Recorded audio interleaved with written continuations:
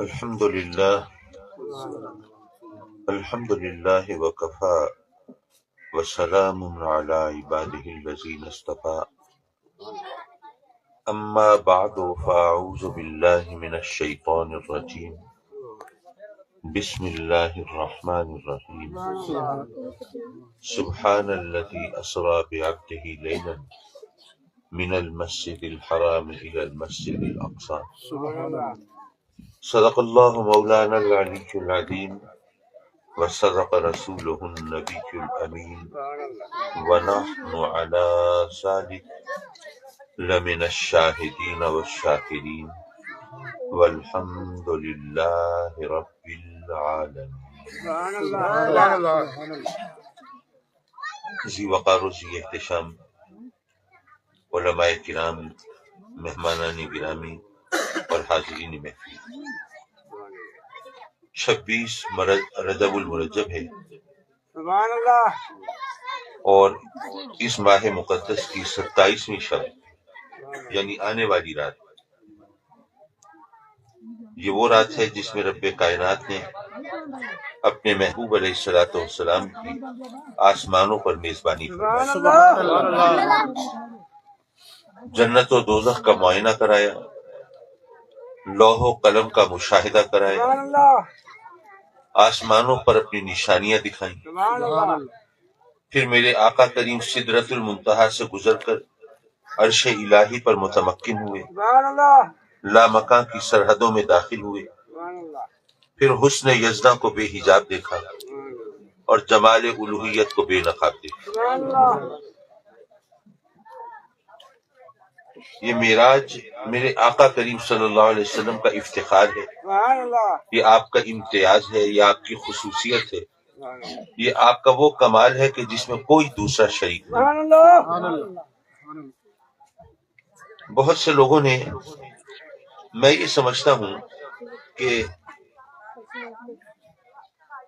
شاید انہوں نے میرے آقا کریم کی محبت میں یہ کیا ہو، کیونکہ یہ سفر ایسا ہے جو عقل انسانی سے ماورا اور ہماری فہم و فراست سے بالاتر، جو ہمیں سمجھ نہیں آتا کہ یہ کیسے ہو سکتا ہے۔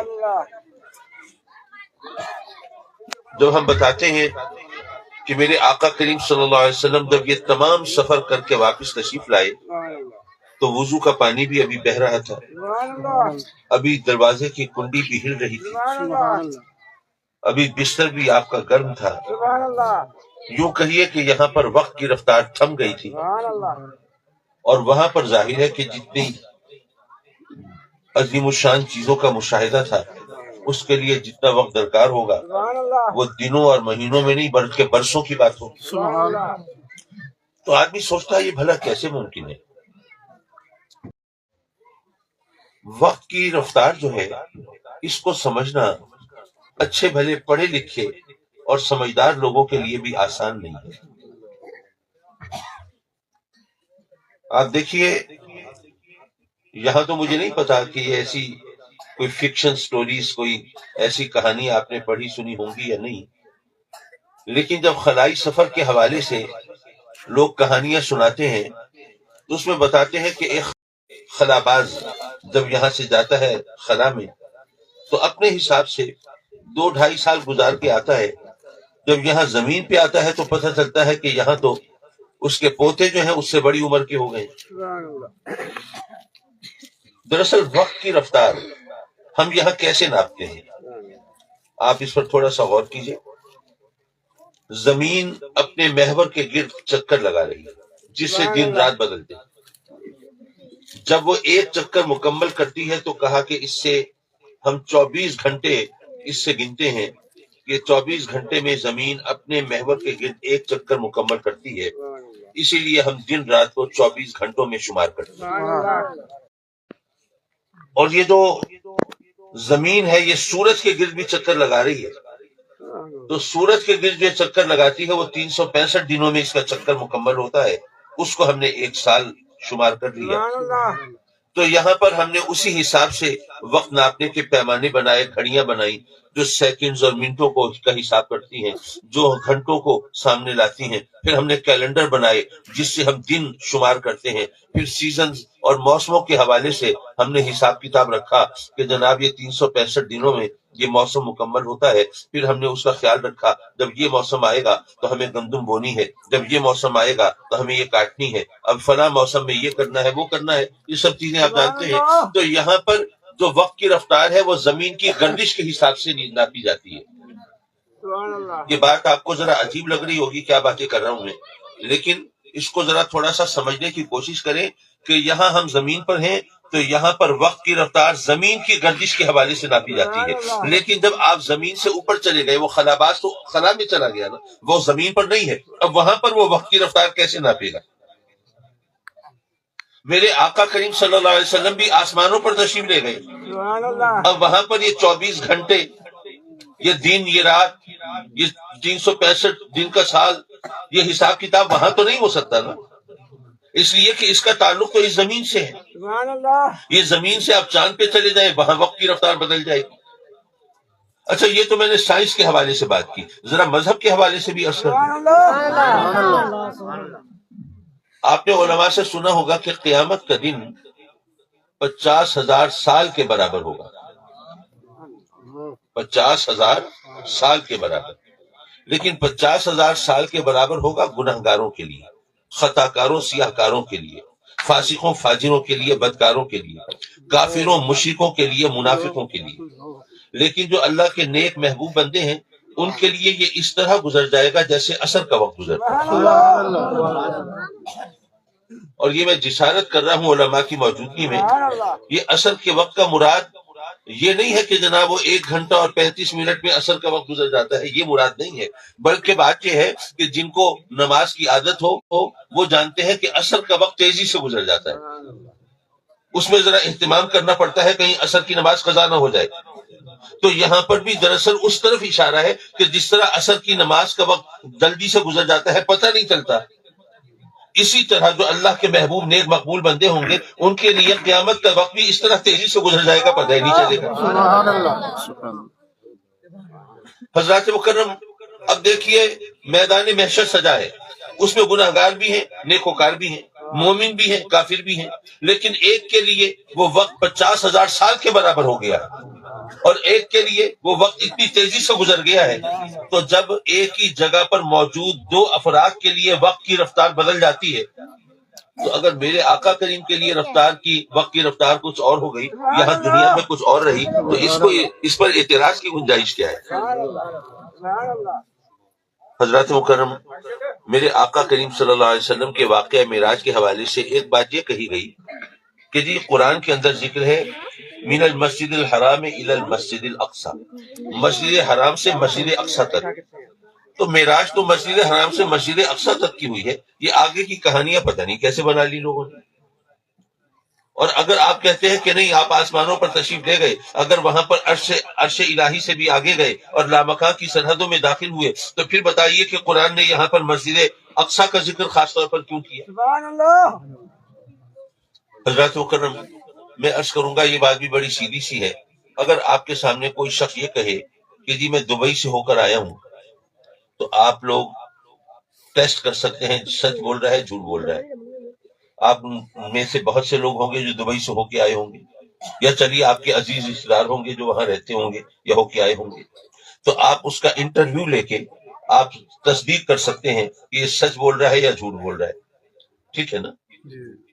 اگر کوئی شخص کہے میں دبئی سے ہو کے آیا ہوں، تو آپ اس سے پوچھ سکتے ہیں ہاں بھائی بتاؤ ذرا دبئی کا ایئرپورٹ کیسا ہے، دبئی کی سڑکیں کیسی ہیں، وہاں پہ شاپنگ مالز کیسے ہیں، وہاں پہ لوگوں کا رویہ کیسا ہے، وہاں پر تفریح گاہیں کیسی ہیں، لوگوں کی رہائش گاہیں کیسی ہیں. یہ چیزیں پوچھ کے اور پھر جنہوں نے دبئی دیکھا ہو وہ ان سے ٹیسٹ کر کے آپ یہ فیصلہ کر سکتے ہیں کہ سچا ہے یا جھوٹا ہے. وہاں کے ہم مریخ کے موسم بھی نہیں جانتے، وہاں کے حالات بھی نہیں جانتے، وہاں پر جو فرش ہے اس کی سطح کے بارے میں بھی نہیں جانتے، وہاں پر کوئی مخلوق رہتی ہے نہیں رہتی، یہ سب کچھ نہیں جانتے. تو اگر کسی نے مریخ کے بارے میں کہا ہے تو ہم چونکہ کچھ نہیں جانتے اس لیے یا ہم اس کی بات مان لیں گے یا انکار کر دیں گے، اور تو کوئی راستہ نہیں. میرے آقا کریم صلی اللہ علیہ وسلم اگر واقعہ معراج کا ذکر اگر آسمانوں کے حوالے سے کرتے تو کافر مشرک انہوں نے بھی آسمانوں کی سیر نہیں کی ہوئی اور مومنین نے بھی نہیں کی ہوئی.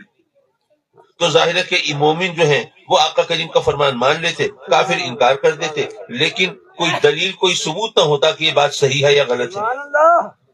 لیکن جب بات آئی مسجد اقصیٰ کی تو اب ظاہر ہے کہ وہاں کے لوگ جانتے تھے کہ میرے آقا کریم شب معراج سے پہلے کبھی مسجد اقصیٰ تشریف نہیں لے گئے. پرانا زمانہ تھا, اس وقت اگر کوئی لمبا چوڑا سفر کر کے آتا تھا تو لوگوں کو پتا ہوتا تھا یہ کہاں گیا ہے. وہ آج کل کی طرح لوگ اتنے انڈیفرنٹ نہیں, اتنے بے نیاز نہیں ہوتے تھے کہ پڑوسی وہ عمرہ کر کے آ گیا اور پتا تب چلا جب زمزم اور کھجورے ملی. آج کل تو ایسا ہی ہوتا ہے. لیکن اس وقت چونکہ سفر میں بہت وقت لگتا تھا تو ایک طویل عرصے کے لیے بندہ گھر سے غائب ہوا تو لوگ پوچھتے تھے نا بھائی خیر ہے وہ بندہ کہاں گیا. تو ان مشرکین نے انہوں نے کہا کہ بھائی ہم نے تو مسجد اقصیٰ دیکھی ہوئی ہے, ابھی دودھ کا دودھ پانی کا پانی ہو جائے گا, ابھی ان سے پوچھ لیتے ہیں مسجد اقصیٰ کیسی ہے, سبحان اللہ. پھر پتہ چلے گا کہ انہوں نے واقعی سفر کیا یا نہیں کیا. اب انہوں نے پوچھنا شروع کیا اب مسجد اقصیٰ کی عمارت کیسی ہے, وہ ماحول کیسا ہے, اس کی شان و شوکت کیسی ہے, اس کی ہیبت کیسی ہے. جب یہ سب آپ نے بتا دیا, اب چونکہ وہ تلے ہوئے ہیں اس بات پر کہ کسی طرح معاذ اللہ آقا کریم کو درو گو ثابت کر سکے, تو اس لیے انہوں نے وہ سوال کرنے شروع کیے جن کی کوئی تک ہی نہیں تھی.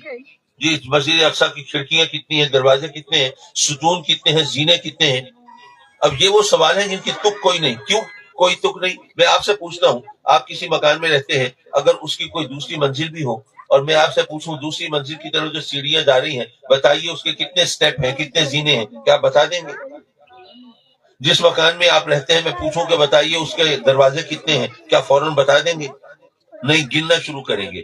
ہاں جی وہ کمروں کے دروازے, وہ کچن کا دروازہ, ہاں جی یہ 4 ہو گئے, اور جو اصل مین دروازہ ہے ہاں جی 5 ہو گئے.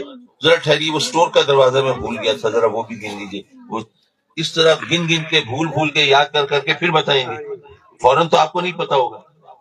تو میرے آقا کریم سے جب انہوں نے سوال کیا کہ بتائیے اس کے کتنے ستون ہیں, کتنے زینے ہیں, کتنی کھڑکیاں دروازے ہیں, تو اگر میرے آقا کریم یہ جواب دے دیتے کہ بھئی تم عجیب آدمی ہو, میں وہاں پر کوئی تعمیراتی انداز سے کوئی جائزہ لینے گیا تھا مسجد اقصیٰ کی عمارت کا, مجھے رب کائنات نے معراج کے لیے بلایا تھا, میری عظمت و شان کی اظہار کے لیے, میں جناب یہ چیزیں گن رہا تھا وہاں پہ. تمہیں اپنے گھر کے دروازوں کھڑکیوں کی تعداد تو یاد نہیں اور مجھ سے پوچھ رہے ہو جی میں ایک رات میں ہو کے آ گیا اور تم کہہ رہے ہو جی بتائیں کتنے دروازے کتنی کھڑکیاں, یہ کیا تک ہے؟ اگر میرے آقا کریم یہ جواب دیتے تو ایک معقول جواب تھا یا نہیں تھا؟ معقول جواب ہو سکتا تھا. لیکن جب انہوں نے پوچھا اور آقا کریم نے بتانا شروع کیا, اور ایک جگہ سرکار حضور علیہ الصلوۃ والسلام کو ذرا تردد ہوا یہ زینے اتنے تھے یا اتنے تھے, وہ ستون اتنے تھے یا اتنے تھے, تو میرے آقا کریم کو ذرا تردد ہوا تو رب کائنات نے جبریل علیہ السلام کی ڈیوٹی لگائی, اے جبریل یہ مسجد اقصیٰ اٹھا کے میرے محبوب کے سامنے رکھ دیا. نعرہ رسالت محمد مصطفیٰ شان مصطفیٰ. تو اب سوال پیدا ہوتا ہے کہ اگر ایک معقول جواب ویسے ہی دیا جا سکتا تھا کہ میں کھڑکیاں دروازے گننے تو نہیں گیا تھا, میں ستون اور زینوں کا شمار کرنے تو نہیں گیا تھا, تم عجیب آدمی ہو یہ سوال کر رہے ہو, کتنا بے تکا سوال ہے. جب ایک معقول جواب دیا جا سکتا تھا تو مسجد اقصیٰ اٹھا کر سامنے رکھنے کے تردد کی اور اس تکلف کی کیا ضرورت تھی؟ حضرات مکرم اس کا سیدھا سارا جواب یہ ہے کہ اس وقت تو وہ کافر ان کو ماننا ہی پڑتا کہ ہاں جی یہ سوال بے تکے ہیں. لیکن آج لوگ اعتراض کر رہے ہوتے کہ جی بتاؤ اگر آقا کریم صلی اللہ علیہ وسلم کے علم کے بارے میں آپ کا عقیدہ صحیح ہے تو کیوں نہیں بتا دیا کتنی کھڑکیاں ہیں کتنے دروازے ہیں؟ تو رب کائنات نے گویا ہی فرمایا کہ اے میرے محبوب تیرے علم پر کوئی اعتراض کرے یہ مجھے گوارا نہیں ہے, اس لیے میں مسجد اقصیٰ اٹھا کے تیرے سامنے رکھ دیتا ہوں تاکہ تو تیرے علم پر کوئی اعتراض نہ کر سکے. حضرات مکرم مسجد اقصیٰ کا ذکر اس لیے ضروری تھا تاکہ وہ جو کافر ہیں ان کو بھی پتہ چل جائے کہ میرے آقا کریم واقعی یہ سفر کر کے آئے ہیں, مسجد اقصیٰ سے ہو کے آئے ہیں. اور اب اگر کوئی ضد کرے انکار کرے تو بس ایک ہٹ دھرمی کے سوا اور کچھ بھی نہیں. میرے آقا کریم صلی اللہ علیہ وسلم کے لیے سواری رب کائنات نے بھیجی براق. اچھا براق کی رفتار کا اندازہ ہے کچھ آپ کو؟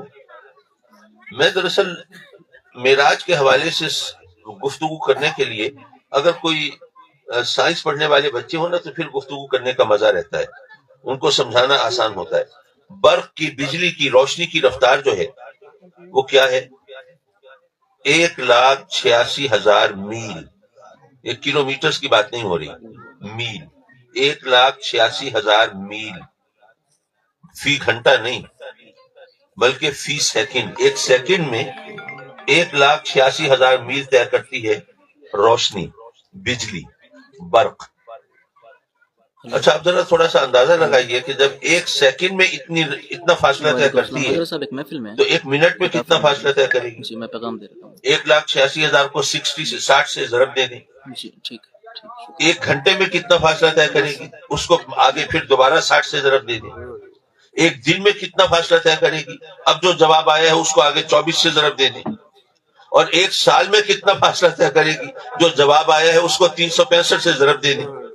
اب اس کو آپ پڑھنا چاہیں تو پڑھ بھی نہیں سکیں گے کہ یہ کتنے خرب بن گئے، وہ اتنی بڑی رقم ہوگی وہ۔ حضرات مکرم، یہ کائنات کتنی بڑی ہے، یا اس آپ میں جو اسکول کالج گوئنگ بچے ہیں ان کو پتا ہوگا، جنہوں نے یونیورس کا چیپٹر پڑھا ہے، کہ کائنات کی وسعت کا جب اندازہ کرتے ہیں تو کہتے ہیں کہ اس کائنات میں فاصلے کس طرح ناپتے ہیں؟ میلوں میں نہیں ناپے جا سکتے۔ کس طرح ناپتے ہیں؟ نوری سال سے فاصلہ ناپا جاتا ہے۔ آپ کہیں گے نوری سال؟ نوری سال کا مطلب تو ہوگا کوئی ایسا سال جس میں کوئی نورانیت ہو، کوئی برکت ہو، اللہ کی طرف سے کوئی رحمتوں کا نزول ہو، لیکن آپ کہہ رہے ہیں اس سے فاصلہ ناپا جاتا ہے؟ سالوں سے فاصلہ کیسے ناپا جا سکتا ہے؟ یہ تو ایسی بات ہے جیسے آپ کہیں کہ گز سے ہم وقت ناپ سکتے ہیں۔ میں عرض کروں گا بات یہ ہے، جتنا فاصلہ روشنی ایک سال میں طے کرتی ہے اس کو ایک نوری سال کہتے ہیں۔ یہ فاصلے کی اکائی ہے۔ جتنا فاصلہ روشنی ایک سال میں طے کرے، جبکہ ایک سیکنڈ میں 1,86,000 میل طے کرتی ہے، تو ایک سال میں جتنا فاصلہ طے کرے اسے ایک نوری سال کہتے ہیں۔ اور کائنات اتنی وسیع و عریض ہے کہ یہاں پر فاصلے اتنے بڑے ہیں کہ ہزاروں نوری سال کے فاصلے پر کوئی ستارہ پیدا ہوا ہے تو اس کی روشنی جب تک ہم تک پہنچتی ہے اور ہم اسے دیکھ سکتے ہیں، اس وقت تک وہ ستارہ ہو سکتا ہے کہ ختم بھی ہو چکا ہو، اور وہ ستارہ جو بنا ہے وہ کائنات کے سرے پہ نہیں ہے، اور یہ دنیا بھی کائنات کے دوسرے کنارے پہ نہیں ہے، بلکہ درمیان میں کہیں یہ سب کام ہو رہا ہے۔ جب درمیان میں فاصلے یہ ہیں تو ذرا سوچئے ایک کنارے کا دوسرے کنارے سے فاصلہ کتنا ہوگا۔ سائنسدان آج تک ادنا سا معمولی سا اندازہ بھی نہیں لگا سکے کہ کائنات کتنی وسیع و عریض ہے۔ اور جو آسمان ہے انہوں نے اس کائنات کو گھیرے میں لیا ہوا ہے، کائنات کو گھیرے میں لیا ہوا ہے۔ اب ذرا سوچیے وہ آسمان کتنے بڑے ہوں گے، جب کائنات کا ہی نہیں پتا تو جس چیز نے ان کو گھیرے میں لیا ہوا ہے وہ کتنے بڑے ہوں گے، اس کا اندازہ کیسے کر سکتے ہیں؟ تو آقا کریم نے جب ساری کائنات کو کراس کر کے آسمانوں پہ جانا ہو تو ظاہر ہے اس کے لیے سواری کیسی چاہیے ہوگی؟ اسی لیے وہ برق نہیں ہے، براق ہے۔ وہ برق سے کہیں آگے کی چیز ہے۔ مسجد اقصی سے، مسجد حرام سے آپ تشریف لے جا رہے ہیں مسجد اقصی، براق پر سوار ہیں۔ اب ذرا رفتار سوچئے اور پھر یہ اندازہ کیجئے کہ کتنی دیر لگی ہوگی اس میں۔ اچھا جب آپ وہاں تشریف لے جا رہے ہیں تو یہ بھی پتا ہو کہ 27 رجب ہے، 27 رجب اندھیری رات ہوتی ہے، چاند کی شمع بھی گل ہوتی ہے۔ اندھیری رات ہے، چاند کی روشنی بھی نہیں، اور ظاہر رات کا وقت ہے تو سورج بھی وہاں نہیں چمک رہا، اور میرا خیال ہے آپ سب مانیں گے کہ براق کی ہیڈ لائٹس بھی نہیں تھی۔ اب ایسے میں میرے آقا کریم فرماتے ہیں کہ میں ایک سرخ رنگ کے ٹیلے سے گزرا۔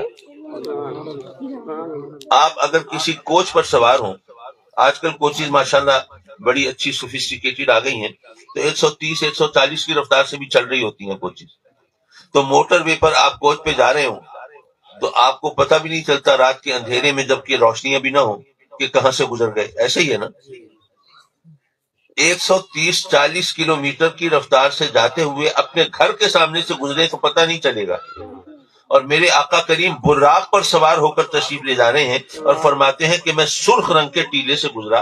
اس اندھیرے میں آپ نے وہ ٹیلا بھی دیکھ لیا، اس کا رنگ بھی دیکھ لیا۔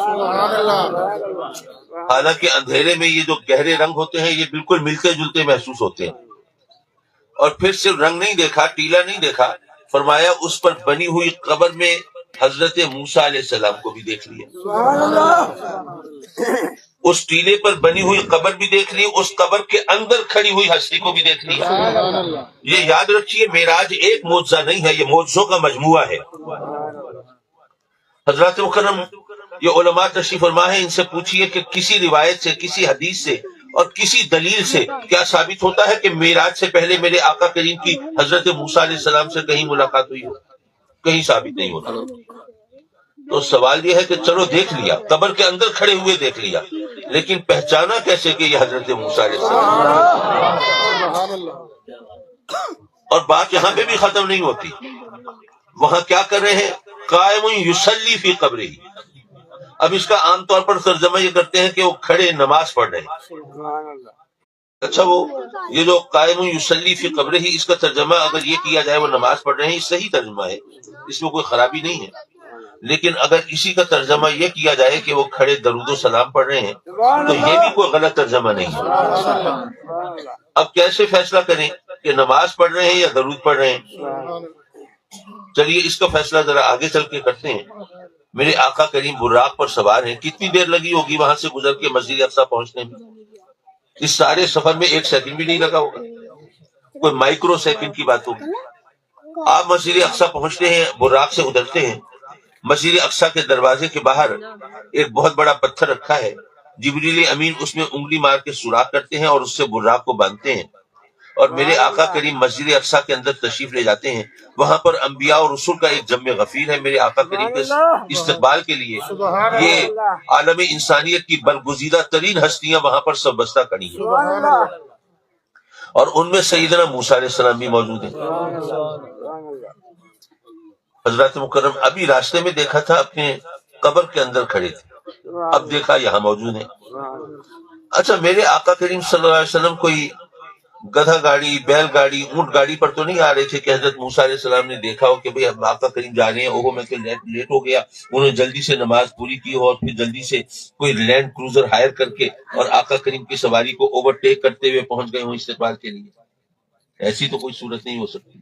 میرے آقا کریم تو براق پر جا رہے ہیں، براق پر تشریف لے جا رہے ہیں، لیکن حضرت موسیٰ علیہ السلام آگے پہلے استقبال کے لیے موجود ہیں. پتہ یہ چلا کہ نبوت کی رفتار براق سے زیادہ ہے. اگر حضرت موسیٰ علیہ السلام کی نبوت کی رفتار کا عالم یہ ہے تو میرے آقا کریم کی نبوت کا عالم کیا ہوگا؟ پتہ یہ چلا کہ میرے آقا کریم اس سفر کے لیے براق کے محتاج نہیں تھے. براق بھیجا رب کائنات نے، تو مجبوری کی وجہ سے نہیں بھیجا کہ اتنا لمبا چوڑا سفر بغیر سواری کے کیسے ہوگا. نہیں، یہ صرف میرے آقا کریم کی عزت افزائی کے لیے بھیجا ہے. حضرت مکرم، سوال یہ ہے کہ حضرت موسیٰ علیہ السلام پہنچے ہوئے پہلے سے. اب اگر قبر میں وہ نماز پڑھ رہے تھے تو قائم یصلی، کھڑے نماز پڑھ رہے تھے، تو ابھی رکوع بھی ہونا ہے، سجدہ بھی ہونا ہے، التحیات بھی ہونی ہے. جتنی دیر میں میرے آقا کریم وہاں پہنچ گئے اتنی دیر میں نماز تو مکمل نہیں ہو سکتی تھی. تو ماننا پڑے گا کہ پھر نماز نہیں پڑھ رہے تھے بلکہ آقا کریم کی سواری گزرتے ہوئے دیکھی تو کھڑے ہو کر درود و سلام کا تحفہ پیش کر رہے ہیں. اچھا، ممکن ہے کسی کے ذہن میں ہو کہ جی آپ کو ہر چیز میں درود و سلام نظر آنے لگتا ہے. ہم نے بچپن سے یہی سنا کہ وہ کھڑے نماز پڑھ رہے تھے، اب آپ نے خواہ اس میں نقطے نکالنے شروع کر دیے. چلیے ہم بحث نہیں کرتے، جو بات ہے بحث کرنے کی وہ کریں گے، اس میں ضرورت نہیں ہے. مان لیا سیدنا موسیٰ علیہ السلام نماز ہی پڑھ رہے تھے، لیکن ظاہر ہے اتنی دیر میں نماز تو مکمل نہیں ہو سکتی تھی. تو پھر یہ بھی ماننا پڑے گا کہ حضرت موسیٰ علیہ السلام اپنی قبر انور کے اندر کھڑے نماز پڑھ رہے تھے اور آقا کریم کی سواری گزرتے ہوئے دیکھی تو انہوں نے نماز کو وہی چھوڑا، رب کی عبادت کو چھوڑ کر آقا کریم کے استقبال کے لیے پہنچ گئے. یارو، موسیٰ علیہ السلام جیسا جلیل القدر نبی اگر آپ کی اور میرے نبی کا اتنا احترام کرے کہ ان کے استقبال کے لیے نماز چھوڑ کے پہنچ جائے تو ایک غلام کو، امتی کو کتنا احترام کرنا چاہیے. نعرہ رسالت، عظمت مصطفیٰ، شان مصطفیٰ زندہ باد. حضرات محترم، جبریل نے وہ براق کو باندھا پتھر میں سوراخ کر کے، اس سے کیونکہ وہاں پہ کوئی درخت وغیرہ نہیں تھے، کوئی کھوٹا لگا ہوا نہیں تھا، تو اس طرح باندھا. کیا خیال ہے کہ اگر وہ نہ باندھتے تو براق بھاگ جاتا؟ پھر مسجد اقصی میں اعلان ہو رہا ہوتا کہ براق جہاں بھاگ گیا جلدی سے آ جائے، معراج کا شیڈیول ڈسٹرب ہو رہا ہے. ظاہر ہے کہ ایسا تو نہیں ہو سکتا تھا. یہ براق تو روایات کے مطابق وہ ہے کہ جس نے نہ جانے کتنے ہزار سال رو رو کے رب کی بارگاہ میں التجائیں کر کے یہ عزت مانگی ہے کہ مولا جب اپنے محبوب علیہ الصلوۃ والسلام کو معراج کے لیے بلائے گا تو ان کی سواری بننے کا شرف، یہ عزت مجھے عطا فرمانا. جس نے رو رو کے یہ عزت مانگی ہے، بھاگ کہاں سکتا تھا؟ جب وہ بھاگ نہیں سکتا تھا تو اس کو پھر اس طرح باندھنے کے لیے اتنے تکلف کرنے کی کیا ضرورت تھی؟ پتھر میں سوراخ کر کے اسے باندھا جا رہا ہے، تو یہ تو بے تکا کام ہوا نا، جب وہ تو خود مشتاق ہے آقا کریم کی سواری بننے کا. پھر جبریل بے تکے کام تو نہیں کرتے. تو دراصل وہ یہ بتا رہے ہیں کہ براق تو نہیں بھاگے گا، لیکن بات ہے پروٹوکول کی، بات ہے ایٹیکیٹس کی، طریقے کی، سلیقے کی، ادب آداب کی. دراصل یہ خدام کی ڈیوٹی ہوتی ہے. جب آقا سواری سے اترتے ہیں نا تو سواری کو سنبھالنا یہ خدام کی ڈیوٹی ہوتی ہے. تو جبریل بتا رہے ہیں براق تو نہیں بھاگے گا، مجھے تو اپنی ڈیوٹی ادا کرنی ہے. حضرات مکرم، دراصل یہ واقعہ معراج کے اندر اتنے مختلف نقطے ہیں، اتنی بے شمار چیزیں ہیں کہ اس پر اگر آپ کلام کرنے لگیں تو وہ گھنٹے 2 گھنٹے میں ان کو کا احاطہ کرنا ممکن نہیں ہے. اس لیے میں صرف ایک نقطہ بیان کر کے مزید میں گفتگو کو سمیٹ دوں. اور آپ تو ویسے بھی گھنٹوں سے محفل سجائے بیٹھے ہیں الحمدللہ. دیکھیے، فرض کیجئے کہ یہاں پر کسی محترم شخصیت آپ کی علاقے کی، حضرت فیض شاہ صاحب کا نام تو میرے ذہن میں ہے، فرض کیجئے کہ ان کے نام پرائم منسٹر کا خط آتا ہے اور اس میں لکھا ہے کہ prime minister wants to see you on Monday at 10 AM. اس میں لکھا ہے کہ وزیر اعظم چاہتے ہیں آپ سے ملاقات کرنا، آپ سے ملنا، تو آپ پیر کے دن صبح 10 بجے تشریف لے آئیں وزیر اعظم ہاؤس میں اور آپ سے ملاقات ہوگی. تو یہاں یہ خط آتا ہے تو سب پریشان ہوتے ہیں، صحافی بھی اور سیاستدان بھی. یہ چکر کیا ہے بھائی؟ کہیں ہماری سیٹ تو خطرے میں نہیں پڑ رہی؟ کہیں ان کو کوئی اور ایسا عہدہ منصب تو نہیں دیا جا رہا کہ ہمارے لیے پریشانی کا سبب ہو؟ اور صحافی بھی حیران کہ یہاں کی کوئی سیاست کروٹ تو نہیں بدل رہی. بہرحال آپ تشریف لے گئے اور وہاں پر جب پہنچے پرائم منسٹر ہاؤس کی گیٹ پر تو وہاں پہ جو گارڈز وغیرہ ہوتے ہیں انہوں نے پوچھا کہ صحیح کیسے آپ آئے؟ آپ نے فرمایا کہ بھئی میں آیا ہوں پرائم منسٹر سے ملنے. ان کا جی آپ کی کوئی اپوائنٹمنٹ ہے؟ آپ نے وہ خط دکھایا کہ مجھے بلایا ہے. انہوں نے خط پڑھا، پھر ان کے پاس بھی لسٹ تھی وزٹرز کی، وہ لسٹ دیکھی، اس میں ان کا نام تھا، اس پہ ٹک کیا اور کہا کہ ٹھیک ہے حضرت آپ اندر تشریف لے جائیے. وہاں آگے آپ تشریف لے گئے تو پھر جتنی دیر تھی ابھی ملاقات میں اس میں کچھ چائے وائے پیش کی گئی آپ کو، اس طرح وقت گزارا گیا.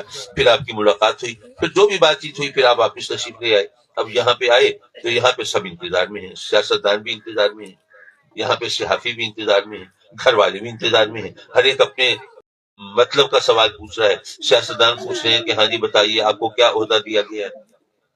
صحافی پوچھ رہے ہیں جی کہ آپ کو اپنی جماعت میں شمولیت کی دعوت دی گئی ہے. گھر والے پوچھ رہے ہیں بتائیے جی برتن کیسے تھے، کس چیز سے خاطر تواضع کی گئی ہے. ہر ایک اپنے انٹرسٹ کے مطابق سوال کر رہا ہے. اب یہ ہفتہ 10 دن یہ گہما گہمی میں لگے رہے، سوال جواب ہوتے رہے، لوگوں کا آنا جانا ہوتا رہا. اس کے بعد معاملہ ٹھنڈا پڑ گیا. شاہ صاحب نے سوچا کہ یہ تو اب تو کوئی پوچھ ہی نہیں رہا، چلو میں ایک پھیرا اور لگاؤں تو ایک بار پھر یہ گرما گرمی شروع ہو جائے گی. اب تشریف لے گئے تو اب وہ دربانوں نے روک لیا کہ نہیں جی اب تو آپ کی ملاقات نہیں ہو سکتی. اس وقت آپ کی اپوائنٹمنٹ طے تھی تو ہو گئی ملاقات. اب تو آپ کو جب بلایا جائے گا یا وقت طے ہوگا تبھی ملاقات ہوگی، ابھی تو نہیں ہو سکتی.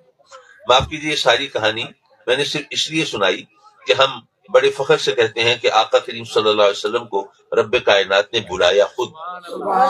آپ تو محو استراحت تھے حضرت میانی کے گھر، تو جبریل امین گئے رب کی طرف سے پیغام لے کے، دعوت لے کے، اور پھر اس طرح عزت و افتخار کے ساتھ سواری بھی ساتھ تھی لے کے آئے.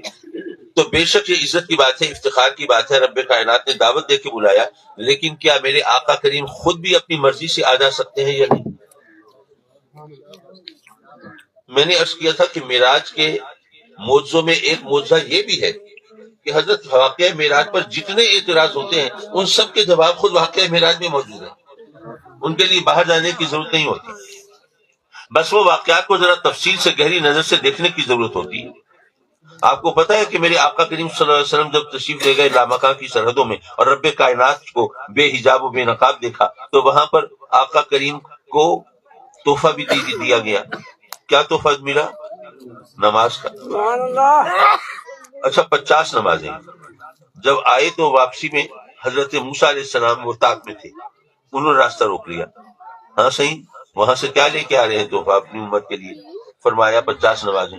عرض کی صحیح ہے، مجھے بڑا تجربہ ہے امت کا، 50 نمازیں ان کے بس کی نہیں ہے، یہ کیا بس لوٹے مسلح کے ہو کے رہ جائیں گے؟ کرم فرمائیں، ذرا اس میں تخفیف کرائیں، کم کرائیں۔ میرے آقا کریم پھر رب کی بارگاہ میں حاضر ہوئے اور عرض کی تو رب کائنات نے پھر 5 نمازیں معاف کر دی۔ اب پوچھا حضرت موسیٰ علیہ السلام نے کہ اب کتنی نمازیں ہیں؟ آپ نے بتایا 45 ہیں۔ تو صحیح 45 بھی بہت ہے، ان کے بس کی نہیں ہے، مہربانی کریں ذرا اور کرم فرمائیں۔ پھر آپ کو پتا ہے پھر 45 سے 40، پھر 35، پھر 30، پھر 25، پھر 20، پھر 15، پھر 10 اور پھر بالآخر 5۔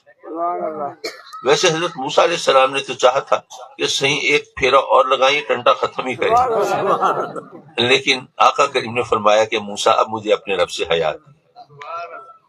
حضرات مکرم، پہلی بات تو یہ ہے کہ رب کائنات نے اپنے محبوب علیہ الصلوۃ والسلام کو دعوت دے کے بلایا، یہ بہت بڑا اعزاز ہے، کوئی معمولی بات نہیں ہے۔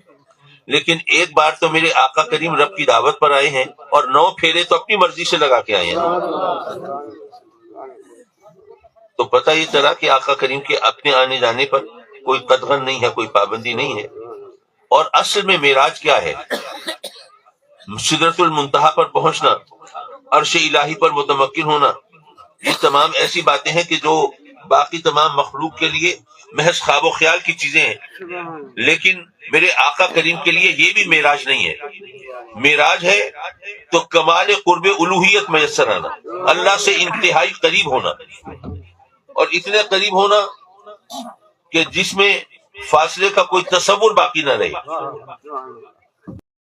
اللہ سے انتہائی قریب ہونا اصل میں معراج یہ ہے۔ حضرات مکرم، میرے آقا کریم صلی اللہ علیہ وسلم نے سفر معراج میں اپنی امت کو فراموش نہیں فرمایا، بلکہ ہمیں بتایا کہ تمہارے لیے جو تحفہ لے کے آیا ہوں یہ تمہارے لیے معراج ہے، الصلاۃ معراج المومنین۔ اچھا، آدمی کے ذہن میں خلیج پیدا ہوئی کہ نماز پڑھنا تو اتنا مشکل کام نہیں ہے، حج کرنے میں کتنی مشقت ہے، خرچہ بھی ہے، مشقت بھی ہے، محنت بھی ہے، اس کے لیے جناب وسائل بھی درکار ہیں۔ حج کو معراج نہیں قرار دیا، نماز کو معراج کہا۔ اچھا، زکوٰۃ دینا کتنا مشکل لگتا ہے، آدمی خون پسینے کی کمائی پائی پائی جوڑ کے، اب اس کے آنکھوں میں خواب سج گئے، بچی کی ڈولی اٹھانی ہے، بچے کو کاروبار کرانا ہے، گھر کی مرمت کرانی ہے، 1000 ضرورتیں منہ پھاڑے کھڑی ہیں، حکم آ گیا نہیں اس کا 40واں حصہ غریبوں میں بانٹ دو، تو دل مٹھی میں آ جاتا ہے اب کیا کروں۔ تو زکوٰۃ دینا مشکل کام ہے، لیکن زکوٰۃ کو معراج نہیں کہا۔ روزہ رکھنا کتنا مشکل کام ہے، گرمیوں کا روزہ ہو، زبان پہ کانٹے کھڑے ہوں، پیاس سے حالت تباہ ہو، بھوک سے بھی آتے قل هو اللہ پڑھ رہی ہوں، اور کھانے پینے کی سب چیزیں دسترس میں ہوں، لیکن پھر بھی آدمی اپنے رب کی رضا کی خاطر وہ کھانے پینے سے منہ موڑے بیٹھا ہو اور اپنے نفسانی خواہشات کی تکمیل سے گریزاں ہو، تو روزہ رکھنا کتنا مشکل کام ہے، روزے کو معراج نہیں کہا۔ جہاد کرنا کتنا مشکل کام ہے، آدمی جسم و جان کی قربانی پیش کرے، گھر بار چھوڑ کے نکل کھڑا ہو، لیکن یارو نماز کو معراج کیوں کہا؟ بات یہ ہے کہ اگر زکوٰۃ کو معراج کہا جاتا تو ظاہر ہے کہ زکوٰۃ دینے والے وہ تو دولت مند ہوتے ہیں نا، امیر لوگ ہوتے ہیں، غریب تو نہیں دے سکتے۔ اس کا مطلب یہ ہوا کہ پھر معراج کے راستے بھی دولت والوں پہ کھلتے، غریب کے لیے تو کوئی راستہ نہ ہوتا۔ تو رب کائنات نے معراج قرار نہیں دیا زکوٰۃ کو۔ اسی طرح اگر حج کو معراج کہا جاتا تو حج کے لیے بھی استطاعت بھی شرط ہے، پھر اس کے ساتھ ظاہر ہے کہ آدمی اس قابل ہو کہ وہ سفر کر سکے، ارکان حج کی ادائیگی کر سکے، روزہ رکھنے کے لیے بھی صحت چاہیے۔ تو اس کا مطلب یہ ہے کہ کوئی کمزور ہو، ناتواں ہو، بیمار ہو، تو وہ تو پھر معراج نہیں کر سکتا، یہ تو پھر پہلوانوں کے کام ہوتا، وہی معراج کرتے، ایک عام آدمی بیچارہ پھر نہ کر سکتا۔ تو رب کائنات نے کہا کہ نہیں، معراج کا راستہ ہر شخص کے لیے کھلا ہے، نہ اس کے لیے دولت شرط ہے، نہ اس کے لیے صحت شرط ہے، نہ کوئی اور چیز آڑے آتی ہے، کیونکہ نماز تو آدمی ہر حال میں پڑھ سکتا ہے، اگر وہ کھڑا نہ ہو سکتا ہو، بیٹھ نہ سکتا ہو، زخموں سے چورو، کچھ بھی ہو، ہر حال میں نماز کی ادائیگی اس کے لیے ممکن ہے۔ تو اس لیے معراج کا راستہ جو ہے وہ ہر شخص کے لیے کھلا ہے، اس کے لیے صرف ایمان اور یقین شرط ہے، اس کے لیے اور کوئی چیز شرط نہیں۔ حضرات مکرم، نماز کو جو معراج قرار دیا اس میں ایک پیغام بھی ہے ہمارے لیے. میں نے پہلے عرض کیا کہ معراج تو اصل میں کمال قرب الوہیت کا نام ہے، اللہ سے انتہائی قریب ہونے کا نام ہے، اور ہمیں بتایا کہ الصلاۃ معراج المومنین. تو پتہ یہ چلا کہ بندہ اپنے رب سے جتنا قریب حالت نماز میں ہوتا ہے اتنا کسی اور وقت میں نہیں ہوتا. اگر ہم یہ بات سمجھ لیں تو کبھی نماز نہ چھوڑیں. آپ سوچئے آپ کے علاقے میں اگر کوئی پرائم منسٹر چیف منسٹر آ رہا ہو اور اس سے کوئی آپ سوچ رہے ہیں کہ یہ ملاقات ہو جائے، میں یہ مسئلہ پیش کر دوں، اور وہاں سے کوئی گھگی لگا دے تو بس وارے نیارے ہو جائیں گے. لیکن دوسری طرف اگر بات ہو کہ جناب وزیر اعظم وزیر اعلیٰ کی کیا اوقات ہے، تمام جہانوں کے رب نے خود بلایا ہے تمہیں اپنی بارگاہ میں. مؤذن اپنے گھر کی دعوت تو نہیں دیتا، وہ تو اللہ کے گھر کی دعوت دے رہا ہے. تو رب کائنات نے خود بلایا ہے اپنے گھر، اور پھر تمہیں موقع دیا ہے کہ تم حالت اظہار کہو، اپنی قلبی کیفیات کا اظہار کرو اور اس سے مانگو جو مانگنا ہے. تو اگر تم اس چانس کو مس کر دو، اگر اس موقع کو تم ضائع کر دو، تو تم سے زیادہ بد نصیب اور کون ہو سکتا ہے. اور یہ دیکھو رب کائنات کا کرم کہ اس نے یہ نہیں ہے کہ زندگی میں کوئی ایک آدھ موقع ملا ہے اس کی آدمی تیاری کر کے وہ فائدہ اٹھا لے، نہیں. فرمایا کہ اے میرے بندو میں تم پر مائل بکرم اتنا ہوں کہ دن میں 5 مرتبہ تمہیں یہ موقع عطا فرماتا ہوں. تو اگر ہم جشن معراج تو منائیں لیکن نماز نہ پڑھیں تو اس کا پیغام کچھ اور جاتا ہے کہ ہم نے محض زبانی کلامی باتیں کی ہیں، اس کی کوئی حقیقت ہمارے ذہن میں نہیں ہے. اگر اس کی حقیقت کو مانیں تو نماز سے کبھی غفلت نہ کریں. تو رب کی بارگاہ میں عرض کرتے ہیں کہ مولا ہمیں اپنے سجدوں کی لذت دے دے، اپنی عبادت کا ذوق دے دے، اپنے احکام کی تعمیر کی توفیق دے دے، ہمیں پکا سچا نمازی بنا دے، اور ہمیں یہاں دنیا میں رہتے ہوئے جیتے جاگتے یہ معراج کی عظمت سے ہم کنار فرما دے. وآخر دعوانا ان الحمدللہ رب العالمین.